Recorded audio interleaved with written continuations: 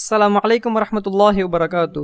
நம்முடைய உடம்பில் வலி இருக்கும் இடத்தில் கையை வைத்து இந்த துஆவை 7 தடவை நாம் கூறினால் அல்லாஹ் அந்த வலியை குணப்படுத்தி விடுகிறான்.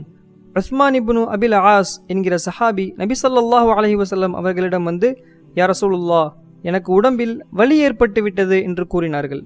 அதற்கு நபி அவர்கள், உங்களுடைய உடம்பில் எந்த இடத்தில் வலி இருக்கின்றதோ அந்த இடத்தில் கையை வைத்து, உதாரணமாக நமக்கு தலைவலி இருக்கும் பொழுது தலையில் கையை வைத்து 3 தடவை பிஸ்மில்லா பிஸ்மில்லா பிஸ்மில்லா என்று கூறிவிட்டு பிறகு அஊது பில்லாஹி வ குதுரத்திஹி மின் ஷர்ரி மா அஜிது வ உஹாதிரு என்கிற துஆவை 7 தடவை நாம் ஓதிக்கொள்ள வேண்டும். வலி இருக்கும் இடத்தில் கையை வைத்து ஓதினாலே போதும், ஊத வேண்டிய அவசியமில்லை. இந்த துஆவை பிறருக்கு வலி ஏற்படும் போதும் நாம் ஓதிவிடலாம். இந்த துஆவை நாம் மனனம் செய்து நமக்கு வலி ஏற்படும் போதும் நாம் ஓதிக்கொள்வோம், பிறருக்கு வலிக்கும் பொழுதும் நாம் ஓதிவிடுவோம். அல்லாஹ் குணப்படுத்துவான். அஸ்ஸலாமு அலைக்கும்.